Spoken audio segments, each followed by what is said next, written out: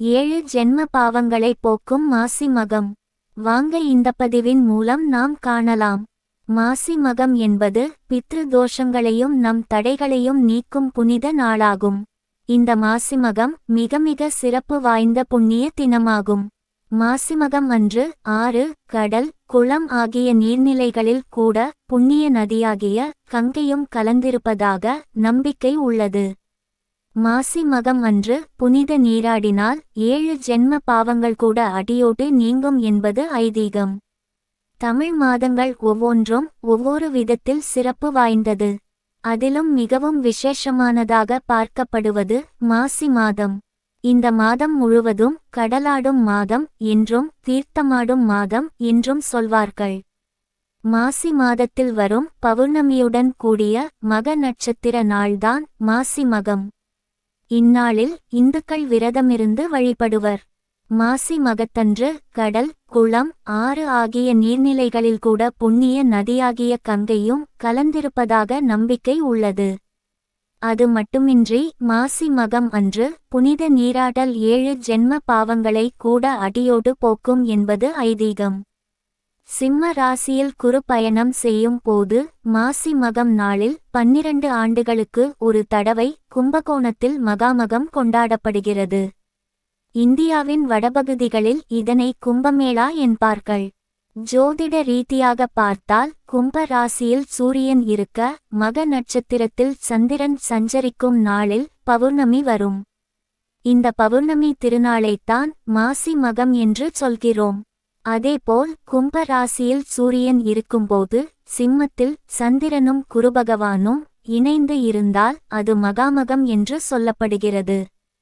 விரதம் இருக்க விரும்புபவர்கள் காலையில் எழுந்து புண்ணிய தீர்த்தங்களில் நீராடி சிவ சிந்தனையுடன் சிவன் கோவிலுக்குச் சென்று தரிசனம் செய்ய வேண்டும். குழந்தை பாக்கியம் இல்லாதவர்கள் விரதம் இருந்து பக்தியுடன் கடவுளை தரிசித்து வந்தால் குழந்தை பேறு உண்டாகும் என்று புராணங்களில் கூறப்பட்டிருக்கிறது. வருண பகவான் பிரம்ம ஹத்தி தோஷம் பிடித்தபோது கடலில் மூழ்கியே இருந்தாராம். அந்த தோஷம் விலக சிவபெருமானை மனமுருகி வணங்கினார். அவரின் தவத்தை மெச்சிய சிவபெருமான் அருள் பாலித்தார். வருண பகவான் தோஷத்தில் இருந்து நிவாரணம் அடைந்த தினம்தான் மாசி மகம் ஆகும். இந்த தினத்தில் புனித நீராடும் நபர்களுக்கு பாவங்களை போக்கிவிட சிவனிடம் வருண பகவான் அருள் செய்ய கேட்டு கொண்டாராம். அதனை கேட்ட சிவபெருமானும் கேட்ட வரத்தை கொடுத்தாராம். வருண பகவானுக்கு முழுமையாக தோஷ நிவர்த்தி கிடைத்த தினம் என்பதால் அன்றைய தினம் புனித நீராடுவது மிக புண்ணியமாக கருதப்படுகிறது. மாசி மகத்தன்றுதான் பார்வதி தேவி காளிந்தி நதியில் ஒரு தாமரை மலரில் வலம்புரிச் சங்காகத் தோன்றினாள் என்கிறது புராணம். அம்பிகை வலம்புரி சங்காக கிடந்து தாட்சாயணியாக உருவெடுத்த நாளும் இந்த மாசி மகம் நாள்தான். மாசி மகத்தன்று மந்திர உபதேசம் பெறுவது சிறந்ததாக கருதப்படுகிறது. கடலுக்கு அடியில் இருந்த பூமியை பெருமாள் வராக அவதாரம் எடுத்து வெளிக்கொண்டு வந்ததும் இந்த மாசி மகத்தன்றுதான் என புராணங்கள் கூறுகின்றன. சிவபெருமான் திருவிளையாடல்கள் பல புரிந்ததும் மாசிமகத்தில் என்பது குறிப்பிடத்தக்கது. மாசி பௌர்ணமியில்தான் சிவபெருமானால் மன்மதன் எரிக்கப்பட்டான். இந்த நிகழ்ச்சி காமதகனம் என்று அழைக்கப்படுகிறது.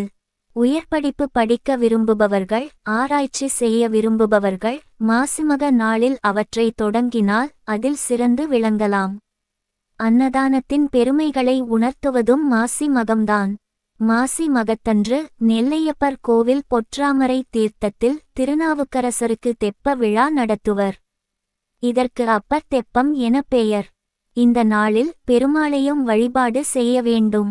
சொந்த வீடு, நிலம் வாங்க நினைப்பவர்கள் வராக பெருமாளை வழிபாடு செய்யலாம்.